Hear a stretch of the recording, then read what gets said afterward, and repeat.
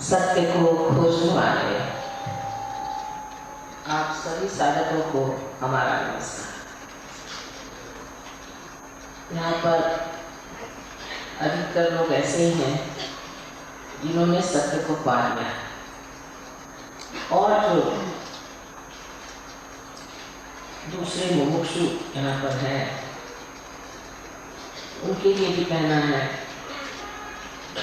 कि सत्य हमारे लिए अंदर है, उसको बाहर खोजने की जरूरत नहीं। काहे रे बन खोज न जाए, सदा निवासी सदा अलेपा तोहे सर्व समान। कहे नानक बिन आपा चीन्हे मिटे न भ्रमति का। उस आपा को चीन्हना चाहिए, और वो आपा क्या है? आजकल के इस साइंटिफिक युग में ऐसी बातें करना लोग पसंद नहीं करते, लेकिन साइंटिफिक युग आज उस कगार पर पहुंचा है जहां से सर्वनाश की सारी ही प्रवृत्तियां दिखाई दे रही हैं। उस वक्त मनुष्य पीछे मुड़ कर देखता है कि आखिर हम जा कहाँ रहे हैं, गलती क्या हो गई? गलती यही हुई है कि हमने अपने को पहचाना नहीं, अपने को जाना नहीं, अपनी शक्तियों को पाया नहीं, हमारे अंदर जो गौरवपूर्ण है उसे हमने अपनाया और बहते चले अपने बुद्धि के बल पर, जो बहुत सी। इसलिए आज आपके सामने मैं एक अनोखी बात कहना चाहती हूँ। वो ये है कि आप ये शरीर, बुद्धि, अहंकार, संस्कार ये नहीं, किंतु आप शुद्ध आत्मा है। जो डॉक्टर साहब ने बात कही वो ठीक नहीं है, क्योंकि आप डॉक्टर साहब हैं और डॉक्टर साहब ने देखा कि हमने शारीरिक दोष ठीक कर दिए। हालांकि हमने कुछ किया नहीं, कि आपकी अपनी कुंडलिनी है जो जागृत हो गई और उसने आपको ये शक्ति दे दी कि आप स्वस्थ हो जाए, ठीक हो। जो बात सही है कि बहुत से डिजीजेज ऐसी, बीमारियां ऐसी हैं जिनके लिए कहते हो असाध्य, इनक्योरेबल है, लेकिन वो क्यों है? इसकी वजह ये भी है कि मेडिकल साइंस जो है वो सिर्फ शरीर से ही रिश्ता रखता है, और साइकोलॉजी जो है वो मन से रिश्ता रखता है। साइकोलॉजी का साइंस तो अभी तक बहुत कम बड़ा हुआ है, उसको सच्चाई साइंस कहते हैं, और जो शरीर का साइंस है वो भी मेरे विचार से बहुत सीमित ही है। लेकिन मनुष्य सिर्फ शरीर और मन ही नहीं, इससे परे आत्मा भी। अब सिर्फ शरीर की बीमारी में मतलब तो ठीक है, किसी को चोट लग गई, किसी को शरीर में कोई दुख हो गई, तकलीफ हो गई,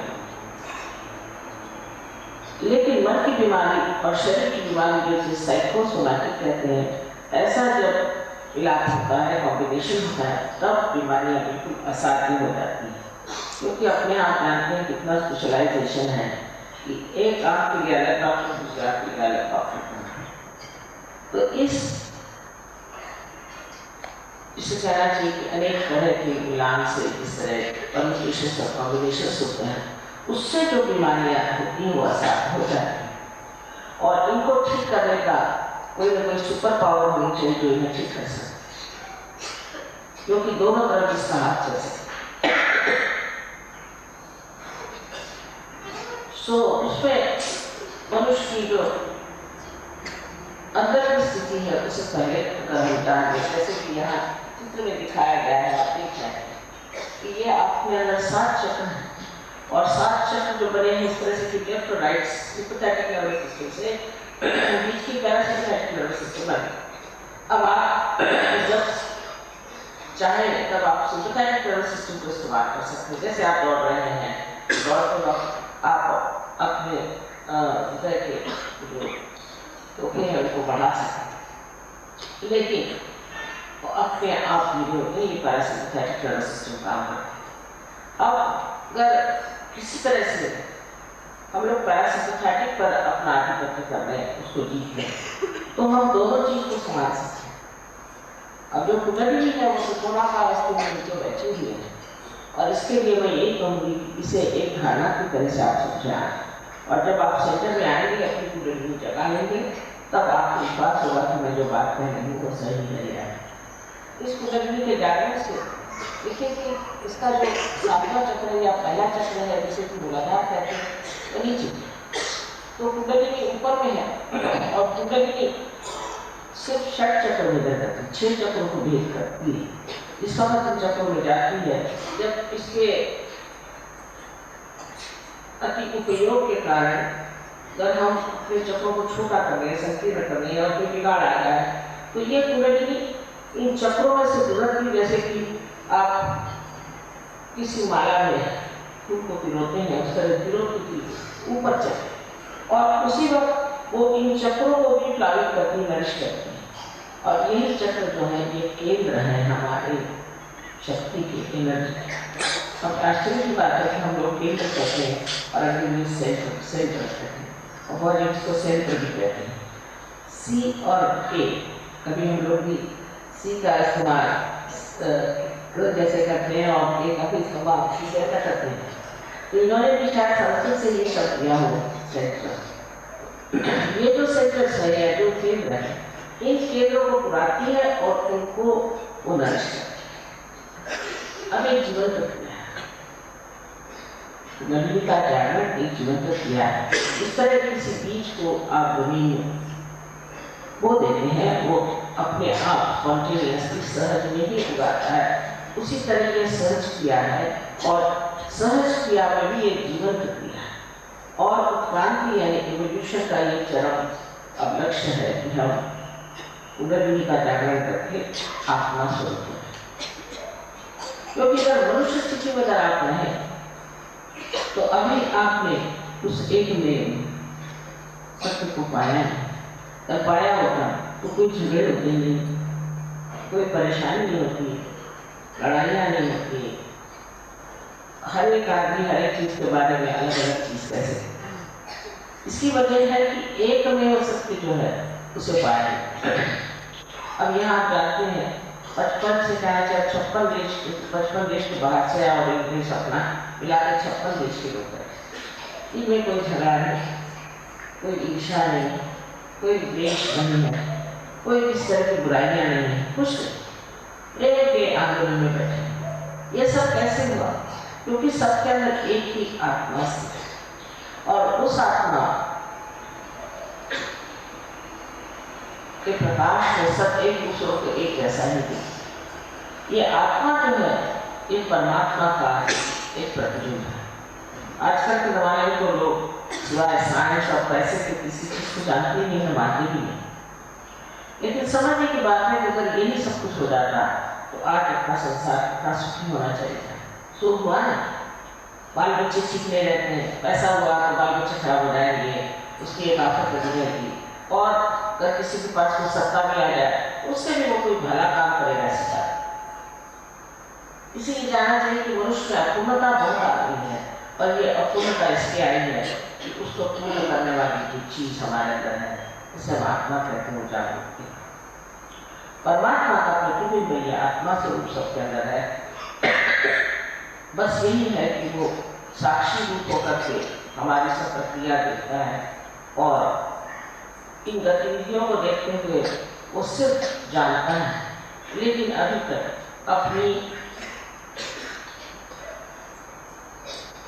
अपने प्रकाश उसने हमारे चित्त में फैला है। चित्त माने अटेंशन, चित्त में उसने फैला है, जो कि हमारे नसों में सिर्फ हमारे लिए यही चित्त है कि हम ये जानते हैं कि आंखों से हमें देख सकते हैं कि ये माइक रखा हुआ है, या हम इसे महसूस कर सकते हैं, और इससे और भी चीज़ों को हम जान सकते हैं, जैसे आंखों से देख सकते हैं, कान से देख सकते हैं, सुन सकते हैं, नाक से सुन सकते हैं। किंतु चारों तरफ फैली हुई एक विश्व की शक्ति सर्वव्यापी है, इसको चैतन्य कहते हैं, इसको रूप कहते हैं।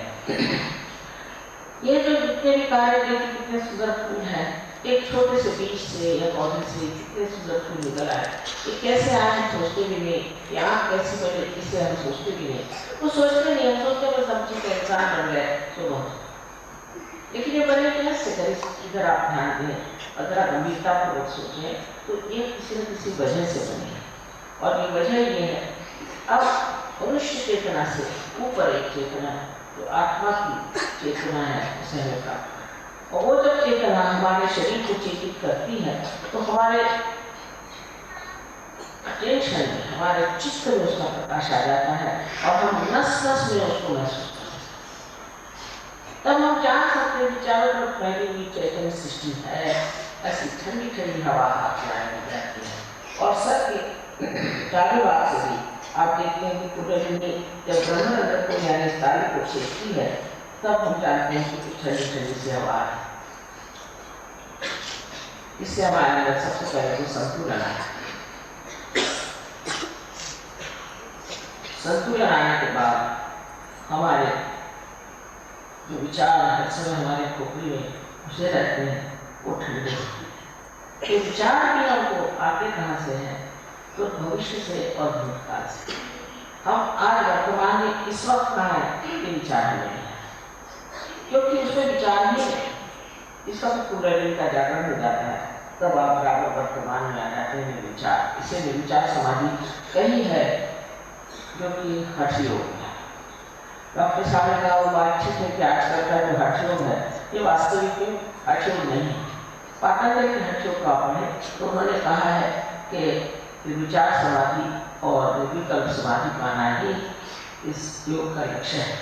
किंतु लक्ष्य तो हम लोग सिर्फ ये कि कुछ एक्सरसाइज करें, कुछ ये करें, ये तो बहुत ही छोटी सी चीज़ है इस अष्टांग योग की कि आप भी एक्सरसाइज करें वो करें। हम लोग भी लोगों को बताते हैं कि आप एक्सरसाइज करिए। अगर कोई शारीरिक इस तरह से दुविधा में आपकी रीढ़ की हड्डी स्पाइनल कॉर्ड पड़ गया हो, किंतु कुंडलिनी स्वयं इतनी आतुर है, वो आपकी माँ है, आपकी व्यक्तिगत माँ है, आपकी अपनी माँ है, वो सब आपके बारे में जानती है कि वो स्वयं ही उठ करके सब चीज़ धीरे धीरे धीरे धीरे ऐसी सुंदरता से अच्छी कर देती है कि आप स्वयं आश्चर्य हो जाते हैं ये कैसे। और उसके होते ही आपका सारा दृष्टिकोण, आपकी सभी चीज बदल जाए, एक परिवर्तन सा। मैंने पहले कहा कि जीवन प्रक्रिया है, इस पर जबरदस्ती नहीं कर सकते। एक जीवन प्रक्रिया है, जैसे कि ये इंस्ट्रूमेंट है, जब तक इसको आप मेन से नहीं लगाएंगे इसका कोई अर्थ नहीं निकलता। उसी प्रकार जब तक हमारा संबंध इस मेन से न हो, ये चारों तरफ फैली हुई चैतन्य की सृष्टि से हमारा संबंध न हो, इसे हठ योग में ऋतंभरा प्रज्ञा कहा जाता है, तब तक हमारा भी कोई अर्थ नहीं। लेकिन ये होते ही अनेक चीजें हमारे अंदर हो जाती है। जैसे डॉक्टर साहब ने बताया कि असाध्य रोग ठीक हो जाए, और उसके बाद में आपकी मानसिक स्थिति ठीक हो जाती है, संतुलन में आप आ जाते हैं, साक्षी स्वरूप तत्व आपका आ जाता है, लक्ष्मी तत्व भी आपको जागृत हो जाता है, अनेक तरह की चीजें हो जाती हैं। लेकिन ये सब जो है ये महत्वपूर्ण है। बहुत से लोग मुझे पास आए हैं, हजारों लोगों को बीमारियाँ ठीक हुए सब, और फिर वो चले गए, उन्होंने तो ध्यान डाला नहीं कि कोई गहरे नींद से फिर दूसरी बीमारी लेकर न हो। तो रात में मुझे ये करना लगा कि सबकी बीमारियाँ ठीक करते हैं। लेकिन अगर मनुष्य गंभीरतापूर्वक उसको सोचे कि अगर यही सब कुछ है तो ये तो हमारे हित के लिए और सारे संसार के हित के लिए, तो क्यों ना हम इस चीज़ को करें और उसको हम क्यों ना प्राप्त करें। रोटेरियंस के लिए मुझे एक तरह से बहुत आशा थी घुमाने में, पता नहीं क्या कहें उनको आगे के लिए, किंतु मैं सोचती थी कि उन्होंने चक्र को ही अपना सिंबल माना है और उसका रोटेट करना ही विशेष माना है, ये बहुत बड़ी बात है। लेकिन उस सिंबल को मानते हुए हम लोग क्या हमारे चक्रों की ओर नजर करते हैं, कैसे इसीलिए चक्र खराब हो जाएंगे तो फिर शारीरिक, मानसिक और बौद्धिक अनेक प्रश्न ऐसे आपके सामने खड़े हो जाएंगे कि लोग कहेंगे असाध्य, इसका कोई सोल्यूशन है। किंतु कुंडलिनी का जागरण हो जाएगा और आप आत्मा स्वरूप हो सकते उस प्रकाश में अपने को देखेंगे तो हर चीज का सोल्यूशन, हर चीज की कार्य प्रणाली आप समझ सकते हैं। उससे जो योग है, जैसे टीम के बारे में बताया, मैं पूरी मानती हूँ और इस तरह की बहुत सारे जादू वादू करते रहते लोग, ये तो सब बेकार की चीजें हैं, क्योंकि उसकी जो कार्य प्रणाली है, इसे मोडस ऑपरेंडी कहना चाहिए। वो बोल के बता सकते कैसे होता है, वो बताए कैसे होता है, पर यहाँ तो हमसे बता सकते हैं कि कुंडलिनी का जागरण कैसा होता है, कौन सा चक्र है, और उसका प्रमाण, उसका सबका प्रमाण। आप आश्चर्य करेंगे इतना ये प्रमाण युक्त है कि इससे ज़्यादा साइंस में आपको प्रमाण नहीं मिल सकता। एकदम शुक्राचार्य चाहिए कि परफेक्ट इसका आप उदाहरण दे सकते। हमारे यहाँ अभी 3 डॉक्टर में से एमडी प्राप्त करी है, और भी डॉक्टर्स करेंगे इसको कोशिश। पर अगर आप लोग इस चीज़ को विशेष रूप से समझने की कोशिश करें तो सिर्फ इतना ही करना है कि आप हमारे सेंटर्स पर आए, क्योंकि हम लोग पैसा ऐसा नहीं देते। इसका पैसा क्या देंगे, आप कितना पैसा देंगे? सब लोग पूछते हैं माँ कितना पैसा है, अरे कितना पैसा देंगे? इस जमीन अपनी भूमि में हम लोग इतना उसको विचार सताते हैं, उसमें से इतना अन्न उपजता है, इतनी सृष्टि बनती है, उसे कितना पैसा देते हैं? वो तो पैसा समझती नहीं। इसी प्रकार सहयोग में पैसे से कोई समझ नहीं, ये बिना मूल्य चीज होती है। और बहुत से लोगों ने मुझसे कहा कि अगर आप बिना मूल्य काम करेंगे तो उसकी कोई महत्ता नहीं समझेगा। मैं न समझने दो, किसी को जबरदस्ती थोड़ी कर, इसका कोई मूल्य आप बताओ कितना दोगे तो फिर मैं मूल्य भी लगाऊं, लेकिन इसका मूल्य है अमूल्य चीज का मूल्य है। और ये सारी शक्ति प्रेम की शक्ति, प्यार की शक्ति का कोई मूल्य नहीं है। इसलिए ये प्यार किसी में लिपटता नहीं, ये सबको जो शक्ति है देना, जहाँ जाए जिसको जैसे मिले उसको देता है और फिर अपनी जगह से। ऐसे इस प्यार का कोई मूल्य नहीं है, और कोई अगर परमात्मा के नाम पे मूल्य लेता है ये सोच लेना चाहिए कि बड़ा अच्छा है। इसलिए मैंने बात ये कही कि हमारे क्योंकि बहुत अच्छे यहाँ से जो भी लोग हैं इन्होंने अपनी जगह बना ली है, कहीं स्कूलों में कहीं भी ये प्रोग्राम, वहाँ नम्रतापूर्वक आपको जाना चाहिए। ये नहीं होना चाहिए कि आप सोचना बहुत बड़े आदमी हैं, बड़े पैसे वाले हैं, वहाँ पे सबके साथ बैठ करके आपको वहाँ पर ध्यान करना चाहिए और कुंडलिनी का ध्यान रखना है। और मैं इस बीमारी ठीक करने के लिए, उससे बचने के लिए किंतु आत्मा को प्राप्त करने के लिए, क्योंकि ये आपका धरोहर है, ये आपका हेरिटेज है, आपके देश का हेरिटेज है। आज अपने बाहर के लोग इतने मानते हैं, इतना हिंदुस्तान में नहीं है। पता नहीं क्यों यहाँ के लोग ऐसे ठस हो गए हैं कि या तो पैसे के पीछे भाग रहे हैं, सत्ता के पीछे भाग रहे हैं, और या तो गुरुओं के पीछे भाग रहे हैं, या नहीं इसको किसी सरोकार के पास। सच्चाई के पीछे भागने वाले जो लोग हैं, सच्चाई के पीछे तो वाकई सच्चाई को चाहते हैं, इससे अपना भी हित करेंगे और दूसरों का भी, ऐसे लोग भी सहयोग में आ सकते हैं। लेकिन इनको झूठी चीजें चाहिए, उसके लिए सहयोग में कोई भी चीज उपलब्ध नहीं, कोई चीज आपको मिल नहीं सकती। अब मैं साफ साफ पता देना चाहती हूँ कि जिसको सहयोग में आना है वो यही मन में ठान ले कि मुझे अपना जीवन, अपने घर गृहस्थी का जीवन, और इतना ही नहीं इस शहर का, इस देश का, सारे विश्व का जीवन सुधारने की बनता है। इसका सहयोग का उपयोग एग्रीकल्चर में बहुत होता है, जानवरों में होता है, हर एक पर होता है। बहुत इस पर हम लोगों ने एक प्रयोग किए हुए हैं, यहाँ साइंटिस्ट बैठे हैं, इन्होंने प्रयोग किए। लेकिन ये सारी बातें दिमाग में घुसना आजकल के लोगों के लिए बड़ा मुश्किल हो जाती है। इसलिए मैंने सोचा कि पहले अगर थोड़ी सी भी जागृति हो जाए तो उस अंग से एक प्रकाश से वो जरूर सत्य को देखेंगे और अपने को ठीक करेगा। एक से एक इसके चमत्कार हुए हैं। बहुत से लोग जो गाना नहीं जाते थे बड़े आर्टिस्ट हो गए, बड़े बड़े आर्टिस्ट का नाम हो गया है। बहुत बड़े जो पेंट कराने जाते पेंट करने लगे, जो कभी भाषण देना नहीं जाते थे ओरेटर्स हो गए। ऐसे अनेक जगह अनेक चमत्कार हुए।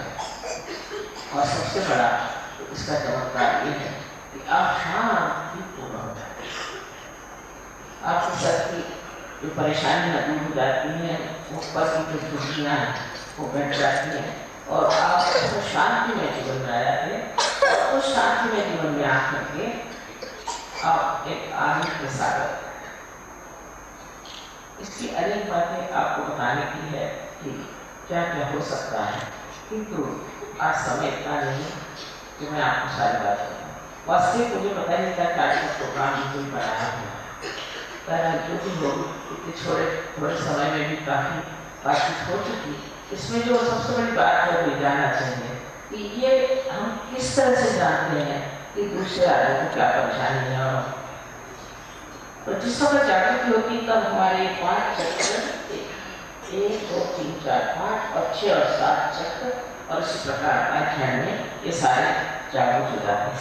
इतना तो मेडिकल साइंस कहती है कि सिंथेटिक के एग्जाम पढ़ा है कि सारे में जाए, क्योंकि ये जागरूक हो जाने से हमें पता होता है कि ये मानसिक स्थिति को बताता है और ये शारीरिक और बौद्धिक स्थिति को बताता है।